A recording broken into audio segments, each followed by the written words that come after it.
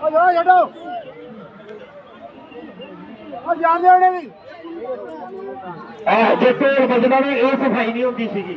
ਇਹ ਬੋਲ ਕੇ ਕੀਤੀ ਹੈ ਵੀਰੇ, ਐਵੇਂ ਨਹੀਂ ਸਫਾਈ ਹੁੰਦੀ। ਤੇ ਇੱਥੇ ਜਿਹੜਾ ਜਮਾ ਘੱਟ ਬਣਿਆ ਸੀਗਾ ਨਾ ਉਹ ਢੋਲ ਨਾਲ ਸਾਫ਼ ਨਹੀਂ ਹੋਣਾ, ਮਾਈਕ ਨਾਲ ਚਲੋ ਥੋੜੀ ਸ਼ਰਮ ਤੇ ਆਈ ਹੁੰਦੀ ਹੈ।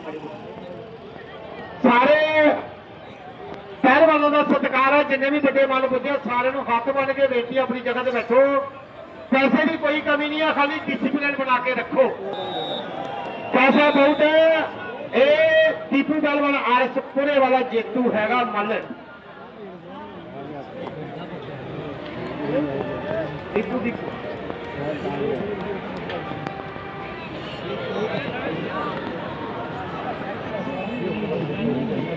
ਵਾਹ ਜੀ ਵਾਹ। ਜਿੰਨੇ ਵੀ ਦਰਸ਼ਕ ਜਿੰਨੇ ਸ਼ਰਧਾਲੂ ਪੁੱਜੇ ਸਾਰਿਆਂ ਦਾ ਬਹੁਤ ਧੰਨਵਾਦ ਕਰਦੇ ਹਾਂ। ਜਿੰਨੇ ਪਹਿਲਵਾਨ ਵੀ ਪੁੱਜੇ ਉਹਨਾਂ ਸਾਰਿਆਂ ਦਾ ਬਹੁਤ ਬਹੁਤ ਧੰਨਵਾਦ। ਪ੍ਰਬੰਧਕ ਦੰਗਲ ਕਮੇਟੀ ਉਹ ਪਰਾ ਕਰੋ ਗੋੜੀ ਬੁਆ ਬਾਪੂ ਜੀ ਝੂਰੀ ਤੇ ਜਾਂ ਫਿਰ ਤੂੰ ਸਾਈਡ ਹੋਈ ਜਾਂਦੇ ਹੋਣੀ ਇਤਿਹਾਸਿਕ ਦੰਗਲ ਸ਼ਾਬਾਸ਼ ਸ਼ਿਬੂ ਪਹਿਲਵਾਨ ਜਿਹੜਾ ਚਿੱਠੀ ਗੁਜਰੇ ਵਾਲੇ ਜਿੱਤੂ ਨਹੀਂ ਜਿੱਤ ਗਿਆ। ਸ਼ਾਬਾਸ਼ ਸ਼ਿਬੂ ਵਾਹ ਕਰੇ।